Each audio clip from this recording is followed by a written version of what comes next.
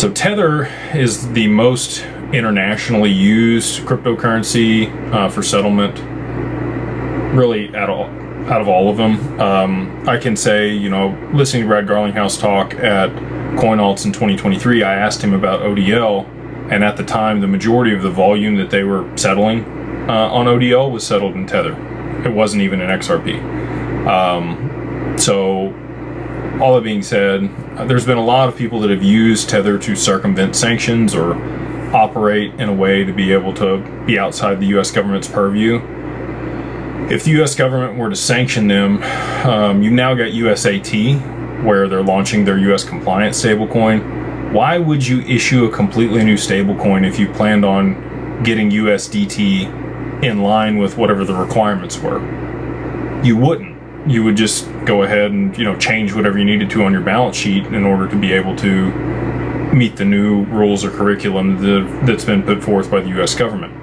So that tells me that they've set this up to be outside the U.S. purview and potentially kind of a scapegoat or something to use as a pawn or tool when they need to be able to suck liquidity out of the crypto market or cause problems, which it absolutely will if they were to sanction that.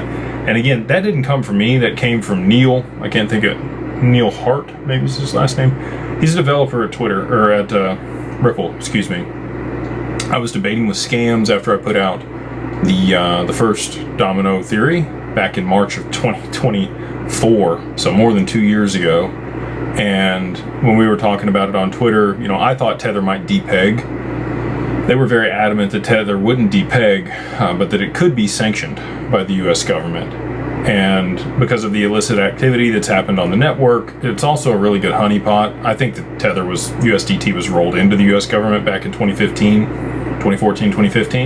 and they've used it to be able to buy up treasuries as China and Russia have de-risked from the U.S. dollar and sold those off. If we had to do that through the Treasury, the Treasury just had the largest buyback of U.S. Treasuries in history, $15 billion in one whack. If the Fed had to print the money to buy those back, it would have caused hyperinflation here domestically in the U.S. So we needed a proxy.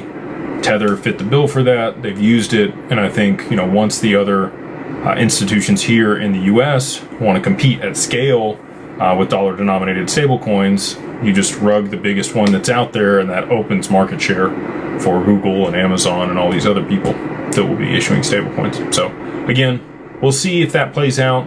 It's a possibility. It's part of my theory. Theories are theories until